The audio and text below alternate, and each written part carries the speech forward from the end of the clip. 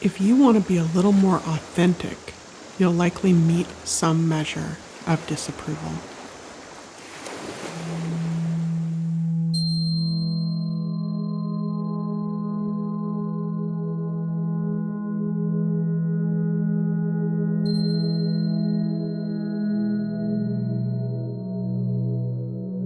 Maybe it's how you dress, or where you spend your time, what you do with your body, who you dare to defend. And we're expected to be so stoic about all the rejection or exclusion. If we dared to open up about the pain, it's always the same response. Welcome to life. What did you expect? It's an obscene thing about humans, that reflective backlash against those who don't check a certain box, those who trigger unfamiliarity. One thing we need is a mnemonic device, a sensory clue, a common one, serving as a reminder, maybe one we would normally avoid, something we can't erase from the world, no matter how legitimately and empathetically we make our case.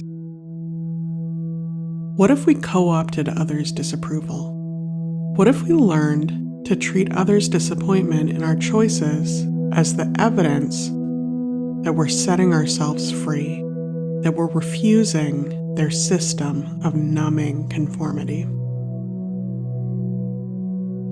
It's okay if some express concern for our choices that aren't our wisest. However, we're talking about the choices that align with our spirit, but malign with the population's expectations. Naturally, there's an anxiety ready to counter this experiment, passionately convinced that disapproval will be dangerous. Sure, we can acknowledge that, but let's also question it sometimes. Our anxieties aren't right all the time. They're usually pointing to something in the past anyway. We should be glad our anxieties aren't prophetic. Our trauma is sort of arrogant. It's like living with a manipulative control freak, refusing to let us be in our own body. There's plenty of times when our whole lives won't be at stake over the insecure opinions and forbidding glances of strangers. We must remember not to absorb the harmful commentaries we're going to encounter in the world. We can't do anything until we believe that we have a right to do and to be and to live. Inclusivity starts within us.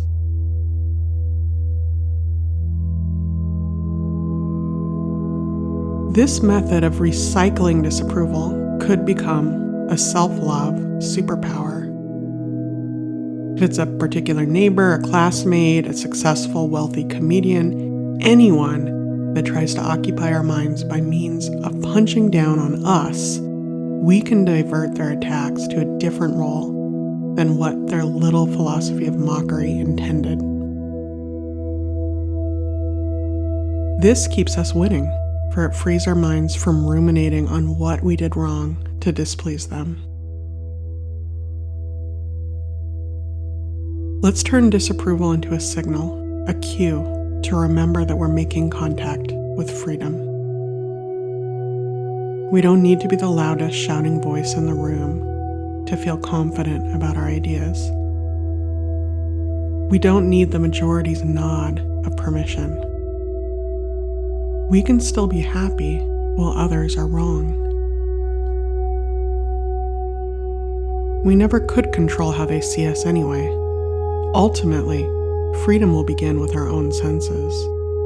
Come back to this moment where you get to be you while a little time is left.